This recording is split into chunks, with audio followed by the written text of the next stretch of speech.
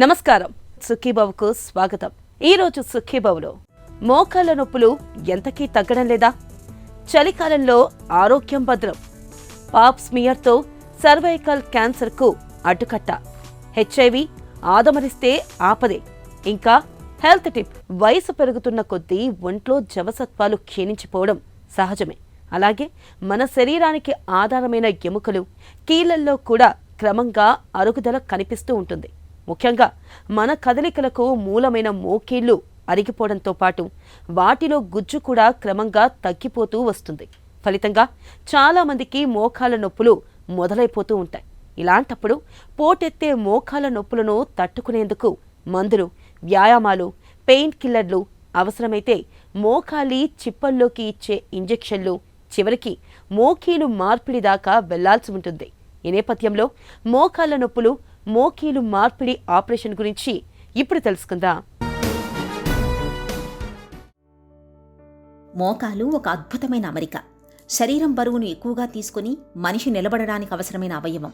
అత్యంత సంక్లిష్టమైన నిర్మాణం కూడా. రోజువారీ కార్యక్రమాలలో మనకు తెలియకుండానే దాన్ని అనేక రకాలుగా ఉపయోగిస్తుంటాం. శరీరం బరువులో అత్యధిక భాగం దానిపై పడటం, విచక్షణ రహితంగా దాన్ని ఉపయోగించడం వల్ల దానిపై పడే భారం కూడా ఎక్కువే. ఇటీవల పెరుగుతున్న స్థూలకాయం, బహుళ అంతస్తులలో నివాసం, ఎగుడు దిగుడు ప్రాంతాల్లో నడక వంటి కారణాలతో మోకాలిలో నొప్పి సమస్య పెరుగుతోంది. ఫలితంగా కొద్ది దూరం నడవడం, కాసేపు స్థిమితంగా కూర్చోవడం, సులువుగా పైకి లేవడం, మెట్లెక్కడం వంటి చిన్న చిన్న పనులే మన పాలిట అతిపెద్ద కష్టాలుగా మారుతున్నాయి. సామాజిక సమస్యగా పరిణమిస్తోన్న మొండి మోకాళ్ల నొప్పులకు చాలా కారణాలే ఉన్నా వాటన్నింటిలోకి మోకీళ్ల చుట్టూ రక్షణగా ఉండే మృదులాస్తి దెబ్బతినిపోవడం అన్నదే ఎక్కువగా కనిపిస్తోందని చెబుతున్నారు డాక్టర్లు. నీ రీప్లేస్మెంట్లో బేసికలీ ఈ అరిగిన బోన్ మనం కట్ చేసి మెటల్ ఇంప్లాంట్ వేస్తాం. ఓకే, సో దీన్ని ఆర్టిఫిషియల్ జాయింట్ అంటాము. పైన కింద రెండు చోటలు మెటల్ అలాయ్స్ ఉంటాయి. మొత్తం ఓపెన్ సర్జరీ ఇది. సో మొత్తం జాయింట్ ఓపెన్ చేసి అక్కడ ఈ బోన్ కట్ చేసి మెటల్తో రీప్లేస్ చేస్తాం. ఆఫ్టర్ సర్జరీ నెక్స్ట్ డే నుంచి పేషెంట్స్ని నడిపిస్తాము. ఫస్ట్ మేబీ 2 days హాస్పిటల్లో స్టే ఉంటుంది. ఇంటికి వెళ్ళి ఒక వారం తర్వాత వాకర్ వదిలేసి ఫ్రీగా నడవచ్చు. మేమైతే 3 to 4 weeks ఫిజియోథెరపీ అసిస్టెన్స్ చెప్తాము. ఎందుకంటే పేషెంట్స్కి పెయిన్ కూడా ఎక్కువ ఉంటుంది కాబట్టి ఫిజియోథెరపిస్ట్ ఉంటే కొంచెం మోటివేషన్ ఉంటుంది. సో అది ఇచ్చి ఆఫ్టర్ 1 month బయటికి వెళ్ళడం కూడా ఈజీ అయిపోతుంది. టోటల్ రికవరీ దీనికి 3 months పడుతుంది. సో అంత ప్రిపరేషన్ ఉండాలి పేషెంట్స్లో. But it's a very rewarding surgery. మొత్తం లైఫ్ స్టైల్ చేంజ్ అయిపోతుంది. ఎందుకంటే నీ పెయిన్స్తో స్ట్రగుల్ అయ్యి పేషెంట్స్ ఆల్మోస్ట్ క్రిపుల్ అయిపోతారు. అంటే మెల్లిమెల్లిగా బయటికి వెళ్ళరు, తర్వాత ఇంట్లో కూడా ఎక్కువ తిరగరు, పైకి కిందికి వెళ్ళడం అంటే కష్టం అయిపోతుంది. దెన్ రూమ్ టు రూమ్ కూడా ఇబ్బందిగా ఉంటుంది. బాత్రూమ్ వెళ్ళడం కూడా కొంతమందికి ఇబ్బంది. ఆ స్టేజ్ వరకు కూడా ఈ ఆపరేషన్ కొంతమంది చేయరు. బట్ చేస్తే మాత్రం మొత్తం లైఫ్ స్టైల్ మారిపోతుంది. You can go back to normal routine like before. మోకాళ్ల నొప్పి బాధిస్తున్నప్పటికీ మనలో చాలామంది డాక్టర్ని సంప్రదించి చికిత్స తీసుకోవడానికి వెనకాడుతుంటారు. అదే తగ్గిపోతుందిలే అని నిర్లక్ష్యం చేస్తుంటారు.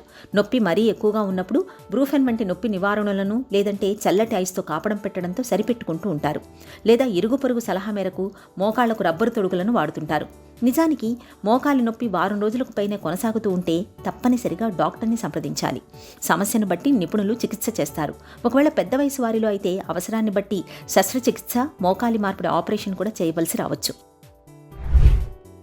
నెక్స్ట్ డే నుంచి నడిపిస్తాము. That's the first thing. Knee రీప్లేస్మెంట్లో బెడ్ రెస్ట్ చాలామంది అడుగుతారు, ఎంత బెడ్ రెస్ట్ ఉంటుంది. బట్ బెడ్ రెస్ట్ ఏమి ఉండదు. నెక్స్ట్ డే నుంచి వాకర్ పట్టుకొని నడిపిస్తాము. కొంతమందికి వాకర్ కూడా అవసరం ఉండదు. ఒక వారం 10 రోజుల తర్వాత వాకర్ వదిలేసి ఫ్రీగా నడిపిస్తాము.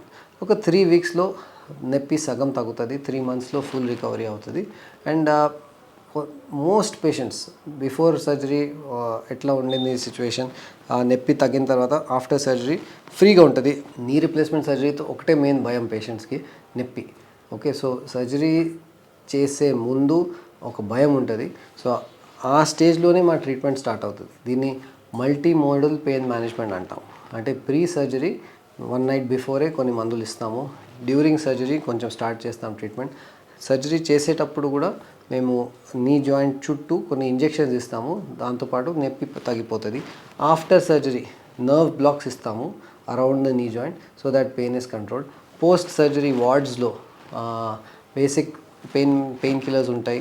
Pain killers plus ice therapy, cryotherapy చాలా ఇంపార్టెంట్. ఐస్ ప్యాక్స్ పెడతాము, స్పెషల్ మషిన్స్ పెడతాము to reduce the pain. So చాలా టెక్నిక్స్ ఉన్నాయి ఈ మధ్య. పెయిన్ రిలీఫ్ కోసం అన్నీ మేము వాడతాము. మల్టీ మోడల్ అంటాం దీన్ని. అండ్ ఆఫ్టర్ 3 days ఇంటికి వెళ్ళిన తర్వాత just ice therapy plus 1 or 2 pain medications are enough. Knee replacement surgery చాలా రివార్డింగ్. పేషెంట్స్కి 99% సక్సెస్ ఉంటుంది. కొంతమందికి ఇటు అటు ప్రాబ్లమ్స్ వస్తాయి. అంటే ఏంటి, ఇన్ఫెక్షన్ రావచ్చు, కొంతమందికి ఫ్రాక్చర్స్ అవ్వచ్చు, బట్ అది హార్డ్లీ లెస్ దెన్ 1% ఛాన్స్. మిగతా అందరికీ ఒక డెఫినెట్ బెనిఫిట్ ఉంటుంది, ఎందుకంటే ఆ పెయిన్ సోర్స్ మనం తీసేస్తున్నాం. మోకాళ్ళ నొప్పులు మరీ దారుణంగా తయారై కదలికలు మరీ కష్టమైపోతే మోకీలు మార్పిడి అవసరం పడుతుంది. మోకీలు మార్పిడి శస్త్రచికిత్సలో ప్రధానంగా కోత తక్కువగా ఉండాలి. వాడే కృత్రిమ కీలు అమరిక చక్కగా మన్నాలి. ఈ రెండింటినే ప్రధానంగా చూస్తారు ఎవరైనా. కోతలకు సంబంధించి ఇప్పుడు అత్యాధునిక పద్ధతులు వచ్చేశాయి. ఇక ఇప్పటిదాకా కృత్రిమ మోకీలు అమరిక కింద స్టెయిన్లెస్ స్టీల్ను చాలా కాలంగానే వాడుతున్నారు. ఈ స్టెయిన్లెస్ స్టీల్తో చేసిన కృత్రిమ కీలు దాదాపు 20 ఏళ్లకు పైగానే వస్తుందని డాక్టర్లు చెబుతుంటారు. ఇటీవలి కాలంలో మరింత ఎక్కువ కాలం మన్నే కృత్రిమ కీళ్లేమైనా ఉన్నాయా అని చేసిన పరిశోధనల్లో తాజాగా ఆక్సినియంతో చేసినవి దాదాపు 30 ఏళ్ల వరకు మన్నే అవకాశం ఉందని పరిశోధనలు చెబుతున్నాయి. 5-6 yearsలో రోబోటిక్ నీ రిప్లేస్మెంట్ మేము చేస్తున్నాము. ఆల్మోస్ట్ 8,000-9,000 సర్జరీస్ చేసేసాము ఆల్రెడీ. అండ్ దాంతో పేషెంట్స్కి బాగానే బెనిఫిట్ అవుతుంది. Pain is less in the initial period. First 6 weeksలో పెయిన్ తగ్గి పేషెంట్ రికవరీ కొంచెం ఫాస్టర్గా ఉంటుంది. Suppose right side 2-3 years back non robotic చేస్తే ఇప్పుడు లెఫ్ట్ సైడ్ రోబోటిక్ చేస్తే వాళ్ళకి ఇమీడియట్ తెలిసిపోతుంది దట్ రోబోటిక్లో పెయిన్ తక్కువ. ఆ ఎక్స్పీరియన్స్ బెటర్ ఉంటుంది పేషెంట్స్కి. Robotic knee replacement is different from other robots. అంటే మెడికల్ రోబోట్స్లో కొన్ని రోబోట్స్ ఉంటాయి. ఇప్పుడు పేషెంట్ ఇక్కడ ఉంటే రోబోట్ అక్కడే ఉంటుంది, బట్ డాక్టర్ అంటే సర్జన్ పక్కన కూర్చొని జస్ట్ ఒక చిన్న కన్సోల్ అంటాం దాన్ని, ఒక కన్సోల్లో చూసి సర్జరీ చేస్తారు. సో మీ యూరాలజీలో, గ్యాస్ట్రో సర్జరీస్లో అట్లా సర్జరీస్ అవుతాయి. So robot is near the patient and surgery is away from the patient. But నీ రిప్లేస్మెంట్ని రోబోట్ అసిస్టెడ్ నీ రిప్లేస్మెంట్ అంటాము. సో మేము సర్జరీ చేస్తాము, పక్క నుంచే రోబోట్ సహాయం దొరుకుతుంది మాకు. సో బేసికలీ చెప్పాను, robot is going to help to plan and execute. So ఈ బోన్ కటింగ్ ప్రాపర్గా ఎగ్జిక్యూట్ చేయడం రోల్లో robotics is the main thing. So అక్కడ మీకు అడ్వాంటేజ్ వస్తాయి. నిత్య జీవితాన్ని దుర్భరంగా మార్చే మోకాలి నొప్పిని నివారించుకునేందుకు వీలుగా ముందు అధిక బరువును వదిలించుకోవాలి. ఎత్తుకు తగ్గ బరువు ఉండేలా ఆహారం, వ్యాయామాల విషయంలో తగిన జాగ్రత్తలు తీసుకోవాలి. ఏదైనా పని మొదలుపెట్టే ముందర అకస్మాత్తుగా మోకాలిని కదిలించకూడదు. గబుక్కున లేవడం, కూర్చోవడం చేయకూడదు. జాగింగ్ లేదా రన్నింగ్ చేసే ముందు కాసేపు తప్పనిసరిగా నడవాలి. మోకాళ్లకు శ్రమ కలిగించే వృత్తుల్లో ఉన్నవారు చాలినంత విశ్రాంతిని తీసుకుంటూ ఉండాలి. మోకాళ్లు మడిచి కూర్చోవడం సాధ్యమైనంతగా తగ్గించాలి. కాలికి సౌకర్యంగా ఉండే పాదరక్షలు మాత్రమే ధరించాలి. ఎక్కువగా హీలుండే పాదరక్షలను వేసుకోకపోవడమే మంచిది. ఇలా అన్ని రకాలుగా తగిన జాగ్రత్తలు తీసుకుంటే మోకాళ్ల నొప్పుల్ని చాలా వరకు నివారించుకోవచ్చు. చలికాలంలో శీతల గాలి మనల్ని వణికించేస్తూ ఉంటుంది. చల్లదనం మూలంగా జలుబు, దగ్గు వంటి చిన్నా చితక సమస్యలతో పాటు ఆస్తమా, నిమోనియా, కీళ్ళ నొప్పులు, కాళ్ళ నొప్పులు ఇలా అనేక అనారోగ్యాలు వేధిస్తూ ఉంటాయి. ఇక చర్మానికి అయితే సమస్యల తాకిడి మరింత ఎక్కువగా ఉంటుంది. వాతావరణంలో తేమ తక్కువగా ఉండడంతో చర్మం ఇట్టే పొడిబారిపోతూ ఉంటుంది. పాదాల్లో పగుళ్లు వేధిస్తూ ఉంటాయి. పగలంతా నిద్రమత్తు ఆవరిస్తూ ఉంటుంది. దీంతో కుంగుబాటు వంటి సమస్యలు మరింత తీవ్రం అవుతూ ఉంటాయి. ఈ నేపథ్యంలో చలికాలంలో ఆరోగ్యాన్ని భద్రంగా ఉంచుకునేందుకు ఏం చేయాలో, ఎలాంటి జాగ్రత్తలు తీసుకోవాలో ఇప్పుడు తెలుసుకుందాం.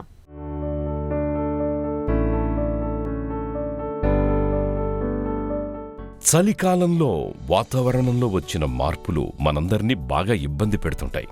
తరచూ ఏదో ఒక అనారోగ్యం పలకరిస్తూ ఉంటుంది. చలికాలంలో ఆరోగ్యాన్ని భేషుగ్గా ఉంచుకునేందుకు జీవన శైలిలో ప్రత్యేకంగా జాగ్రత్తలు తీసుకోవాల్సి ఉంటుంది. శీతగాలికి చర్మం పొడారిపోయి పగుళ్ళొచ్చేసి దురద పెడుతుంది. ఈ పరిస్థితిని నివారించుకునేందుకు రాత్రిపూట పడుకునే ముందు చర్మానికి కొబ్బరి నూనె, ఆలివ్ ఆయిల్ వంటి వాటిని రాయటం మంచిది. చలికాలంలో చలిగాలికి ఎక్కువగా తిరగకపోవటమే మంచిది. బయటకు వెళ్లాల్సి వచ్చినప్పుడు నిండుగా దుస్తులు ధరించడం, స్వెట్టర్ల వంటివి వేసుకోవడం చేయాలి. చెవులకు మఫ్లర్లు ధరించాలి. ఇప్పటికే ఆస్తమాతో బాధపడుతున్నప్పుడు ఈ జాగ్రత్తలు మరీ అవసరం.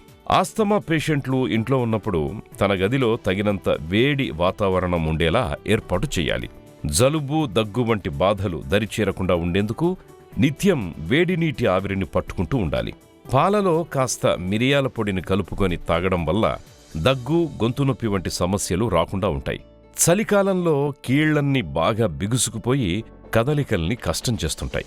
ఈ సమస్యను నివారించుకునేందుకు కీళ్లను తరచుగా కదిలిస్తూ ఉండాలి. సమయానుకూలంగా ఏదో ఒక వ్యాయామం చేయడం, కాసేపు అటూ ఇటూ నడవడం వల్ల కీళ్లకి మంచి వ్యాయామం దొరుకుతుంది. నొప్పుల నుంచి ఉపశమనము ఉంటుంది. చలికాలంలో దాహం వేసినా వేయకున్నా తరచుగా నీళ్లను తాగుతూ ఉండాలి.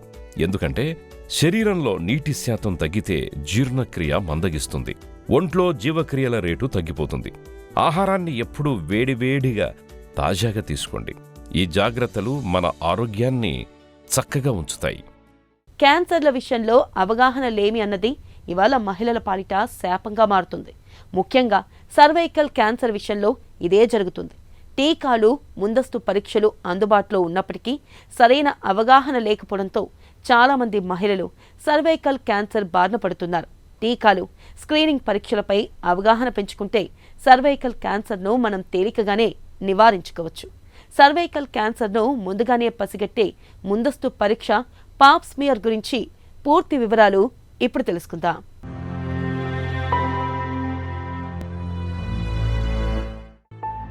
మహిళలకు ప్రాణాంతకంగా పరిణమిస్తున్న గర్భాశయ ముఖద్వార క్యాన్సర్కు ఆదిలోనే అడ్డుకట్ట వేయడానికి మనకు అందుబాటులో ఉన్న పాశుపతాస్త్రం పాప్స్మియర్ పరీక్ష. పాప్స్మియర్ పరీక్షలో గర్భాశయ ముఖద్వారం నుంచి కణజాలాన్ని స్పాచులా అనే పరికరం సాయంతో సేకరిస్తారు. అలా సేకరించిన కణజాలాన్ని మైక్రోస్కోప్ కింద నిశితంగా పరిశీలిస్తారు. గర్భాశయ ముఖద్వారం వద్ద కణాలలో ఏమైనా మార్పులు జరుగుతున్నాయా, క్యాన్సర్గా మారే కణాలు కనిపిస్తున్నాయా అనేది మనకు తెలుస్తుంది. పాప్స్మియర్లో క్యాన్సర్ రాకముందు 10 ఏళ్ల ముందు నుంచే మార్పులు తెలుస్తాయి. సర్వైకల్ క్యాన్సర్లో లక్షణాలు కనిపించేటప్పటికీ అది ముదిరిపోయి చుట్టుపక్కల అవయవాలకు పాకే అవకాశం ఉంటుంది. గర్భాశయ క్యాన్సర్ లక్షణాలలో భాగంగా కొందరిలో అధికంగా తెల్లబట్ట, అందులో కొద్దిగా రక్తస్రావం కనిపించడం, కలయిక తరువాత రక్తస్రావం, నెలసరిలో అధిక రక్తస్రావం, నెల మధ్యలో కూడా రక్తస్రావం, మెనోపాజ్ దశ తర్వాత కూడా రక్తస్రావం వంటివి ఒక్కొక్కరిలో ఒక్కొక్కలాగా ఉండవచ్చు. ఇలాంటి లక్షణాలు కనిపించినప్పుడు గైనకాలజిస్ట్ను సంప్రదించి పాప్స్మియర్ పరీక్ష చేయించుకోవడం మేలు. క్యాన్సర్ ఆనవాళ్లని మొదట్లోనే కనుగొంటే చాలా వరకు సర్వైకల్ క్యాన్సర్కి తొలి దశలోనే సమాధి కట్టేయచ్చు. గర్భసంచి ముఖద్వార క్యాన్సర్కి ప్రతి సంవత్సరం పాప్స్మియర్ పరీక్ష చేయించుకోనవసరం లేదు. 21 నుంచి 30 ఏళ్ల లోపు వాళ్ళు ప్రతి 3 ఏళ్లకు ఒకసారి పాప్స్మియర్ పరీక్ష చేయించుకోవాలి. 31 నుంచి 65 ఏళ్ల వరకు పాప్స్మియర్, హెచ్పివి పరీక్షలను కలిపి ప్రతి 5 ఏళ్లకు ఒకసారి చేయించుకోవాలి. పాశ్చాత్య దేశాలలో క్యాన్సర్ స్క్రీనింగ్లో భాగంగా ప్రతి ఏటా పాప్స్మియర్ పరీక్ష ద్వారా 70 నుంచి 80% వరకు క్యాన్సర్ బాధితుల్ని తగ్గించగలిగారు. ఇప్పుడు అక్కడ గర్భసంచి ముఖద్వార క్యాన్సర్ అరుదైన క్యాన్సర్ అయిపోయింది. అదేవిధంగా మన దగ్గర కూడా ప్రభుత్వాలు పూనుకొని ప్రతి 3 ఏళ్లకు ఒకసారైనా మహిళలకు పాప్స్మియర్ పరీక్షను చేయిస్తే సర్వైకల్ క్యాన్సర్ కేసులు గణనీయంగా తగ్గుముఖం పడతాయి. సాధారణ వైద్యుల కన్నా సామాజిక ఆరోగ్య కార్యకర్తలకు గ్రామీణులతో అనుబంధం ఎక్కువ కాబట్టి వాళ్ళ దగ్గరకు వెళ్లి ఈ పరీక్ష చేయిస్తే మంచి ఫలితాలు ఉంటాయి. వ్యాధి ప్రథమ దశలో అయితే 90% క్యాన్సర్ను నశింపచేయవచ్చు. 3వ దశలో చికిత్స చేస్తే 60 నుంచి 70% తగ్గించవచ్చు. వ్యాధి ముదిరిన తర్వాత 4వ దశ వరకు గుర్తించలేకపోతే కేవలం 15 నుంచి 20% వరకు మాత్రమే తగ్గించవచ్చు. హెచ్ఐవిని మనం మందులు, ఇతరత్ర జాగ్రత్తలతో చక్కగానే కట్టడి చేస్తున్నాం. ఫలితంగా హెచ్ఐవి ఎయిడ్స్ మరణాలు చాలా వరకు తగ్గుముఖం పట్టాయి. అయితే హెచ్ఐవి విషయంలో అంతా బాగున్నట్లేనా అంటే కాదనేదే సమాధానం. హెచ్ఐవి ఇంకా నివురుగప్పిన నిప్పులా మన మధ్య సజీవంగా ఉంది. గతంతో పోలిస్తే యువకుల్లో హెచ్ఐవి కేసులు అనూహ్యంగా పెరుగుతున్నాయి. ఇవన్నీ ప్రమాద గంటికలే. అయితే మరోవైపు హెచ్ఐవిని పూర్తిగా రూపుమాపే దిశగా వైద్య రంగంలో పురోగతి సైతం కనిపిస్తుంది. ఈ నేపథ్యంలో హెచ్ఐవిని కట్టడి చేయడానికి, సమూలంగా నిర్మూలించడానికి ఏం చెయ్యాలో డాక్టర్ని అడిగి ఇప్పుడు తెలుసుకుందాం. వరల్డ్ ఎయిడ్స్ డే థీమ్ ఏంటి? ఈ ఏడాది ఎంచుకున్న నినాదం ఏంటి? Overcoming disruptions and transforming AIDS. అంటే ఇండైరెక్ట్గా ఎయిడ్స్ వ్యాధి నివారణలో ఎదురవుతున్నటువంటి అడ్డంకులు, సవాళ్ళు, వాటిని అధిగమించడం ఎట్లాగా, కొత్త దిశ, ఒక కొత్త మార్గం, ఒక ట్రాన్స్ఫర్మేషను రూపాంతరం చేయడం ఎలాగా అన్న విషయం మీద ఈ సంవత్సరం యుఎన్ ఎయిడ్స్, ఇతర అంతర్జాతీయ సంస్థలు కూడా ఈ థీమ్ని ఇచ్చాయండి. మరి మన భారత ప్రభుత్వం, national AIDS control organisation, ministry of health కూడా దీనిలో భాగస్వాములు అవుతారు. హెచ్ఐవి గురించి ఇంకా చర్చించుకోవాల్సిన అవసరం ఉందా? హెచ్ఐవి లేదు అనే వాదన చాలా చాలా తప్పు. ఈరోజు కూడా భారతదేశంలో 2.5 మిలియన్ హెచ్ఐవి పాజిటివ్ కేసులు ఉన్నారు. ఎయిడ్స్ వ్యాధి భూమిని తాకి, అంటే 81లో మొట్టమొదటి ఈ ప్రపంచాన్ని తగినటువంటి ఎయిడ్స్ వ్యాధి. మరి ఇప్పుడు 25 అంటే 4 దశాబ్దాల పైచిలుక. ఇప్పటికి కూడా సౌత్ ఆఫ్రికా ఫస్ట్ పొజిషన్లో ఉంది.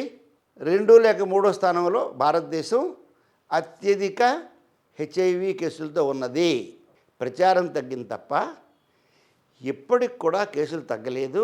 3 నెలల క్రితం బాంబేలో ఒక ప్రాంతంలో 40% అంటే ప్రతి 100లో 40 మందికి ఇచ్చి ఉన్నట్లుగా ఒకే ఒక కాలనీ, ఒక స్పాట్ అనుకుందాం, ఒక స్పాట్లో.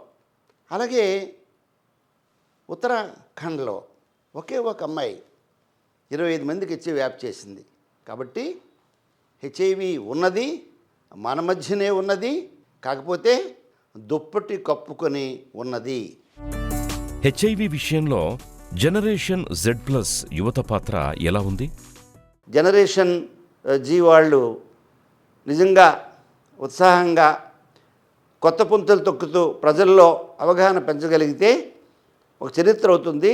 రెండోది 2-3 అధ్యయనాల్లో ఏం తేలిందంటే భారతదేశంలో హెచ్ఐవి యొక్క శాతం 18 ఏళ్ల నుంచి ఈ 35 ఏళ్ల వయసున్న వారిలోనే రమారమి 70% వరకు కూడా, అంటే కొన్ని అధ్యయనాలు అయితే 80% వరకు కూడా, అంటే out of all HIV positive cases 2.5 మిలియన్లు పాజిటివ్ అయితే అందులో మనం చూసుకుంటే ఈ పర్టికులర్ ఏజ్ గ్రూప్ వాళ్ళలో 60-70% పాజిటివ్ ఉంటున్నారు. కాబట్టి వారు జాగ్రత్త వహించి ఈ వ్యాధి గురి కాకుండా కాపాడుకోవాలి. హెచ్ఐవిని పూర్తిగా నయం చేసే ఇంజెక్షన్లు వచ్చాయా? 2025 నుంచి ప్రపంచ ఆరోగ్య సంస్థ కొత్త విధానం ఆచరణలో తెద్దాం అనుకుంటున్నారు. ఏంటి ఆ కొత్త విధానం అంటే ఈ ఇంజెక్షన్లని విరివిగా అందరికీ, అన్ని వర్గాల వారికి, అంటే ఉన్నతమైన వర్గాలే కాకుండా మధ్యతరగతి పేదవారికి కూడా అందజేద్దాం అనుకుంటున్నారు. ఆ ఇంజెక్షన్ కాస్ట్ అండి, గిలీడ్ సైన్స్ అనే ఒక సంస్థ రూపొందించింది. $40,000 అన్నారు అక్కడ. అంటే రమారమి 35 to 40 lakhs ఒక ఇంజెక్షను. ఇప్పుడు ప్రపంచ ఆరోగ్య సంస్థ కొత్త ఔషధ నియంత్రణ విధానాన్ని తీసుకొస్తూ భారత్ లాంటి దేశాల్లో ₹10 రోజు ఖర్చు పెడితే, అంటే నెలకు $300, అంటే 40 లేదా అంతకంటే తక్కువ, 40 లేక తక్కువ $కి 2 ఇంజెక్షన్లు అందేటట్లుగా ప్రయత్నాలు సాగుతున్నాయి. ఇంకా ఎంత అదృష్టం అండి, ₹3,600 ₹3,600 సంవత్సరానికి ఖర్చు పెడితే వాడు జీవితాంతం ఈ రోజు మందులు వాడక్కర్లేదు. 2 ఇంజెక్షన్లు, ఉదాహరణకి డిసెంబర్లో ఇంజెక్షన్ చేయించుకుంటే ఏప్రిల్లో మరొక ఇంజెక్షన్ అయిపోయింది, అంతే. ఈ 2 ఇంజెక్షన్స్తో జీవితాంతం ఏ మందులు వాడకుండా 99% వారికి తగ్గిపోతుంది. రెండోది, కొన్ని స్టడీస్లో నెగిటివ్ అయిపోతున్నారు వాళ్ళు. అరక్షిత శృంగారంలో పాల్గొన్నప్పటికీ హెచ్ఐవి సోకకుండా ఆపే వైద్యం ఉందా? ఇటీవల ప్రీ ఎక్స్పోజర్ ప్రొఫిలాక్సిస్ ప్రెప్ అనే వైద్యం వచ్చింది. అలాగే పోస్ట్ ఎక్స్పోజర్ ప్రొఫిలాక్సిస్ పెప్ అంటుందని పీఈపీ పెప్ వైద్యం వచ్చింది. ఇవి వచ్చి కూడా 10 ఏళ్ళు అయిపోయింది, నిన్న మొన్న రావడం కాదండి. కానీ ప్రజల్లో దీనికి ప్రచారం లేదు. సిడ్నీ లాంటి దేశాల్లో అయితే 90% మందిలోన హెచ్ఐవి పాజిటివ్ వాళ్ళు కూడా వాళ్ళు స్పెర్మ్ డొనేట్ చేస్తున్నారు, కాండోమ్ లేకుండా కాపురం చేస్తున్నారు, అయినా వ్యాధి వ్యాప్తి చెందట్లేదు. ఎవరైతే ఏఆర్టీ మందులు ప్రమాణాలు పాటిస్తూ ఉపయోగించి హార్ట్ చికిత్సని, హైలీ యాక్టివ్ యాంటీ రిట్రోవైరల్ థెరపీని వాడుతూ disciplined way of life lead చేసి, చక్కని భోజనం చేసి, ప్రతిరోజు 15 నిమిషాల నుంచి 35 నిమిషాలు వ్యాయామం చేసి సరైన వేళకు నిద్రపోతే అటువంటి వాళ్ళు కాండోమ్ లేకుండా కూడా కాపురం చేసిన హెచ్ఐవి వేరే వాళ్ళకి వ్యాప్తి చెందదు. ఇంకా లేటెస్ట్గా అమెరికా లాంటి దేశాల్లో సింగిల్ పిల్ వచ్చింది. సెక్స్లో పాల్గొనే ముందు ఆ ట్యాబ్లెట్ వేసుకొని సెక్స్లో పాల్గొంటే ఆ వ్యాధి అసలు వ్యాప్తి చెందదు. మరి ఇప్పుడు కొత్తగా వచ్చిన రెన్కెపివిర్ అయితే ఆ ఇంజెక్షన్ చేయించుకుంటే అసలు వ్యాధి వ్యాప్తే చెందదు.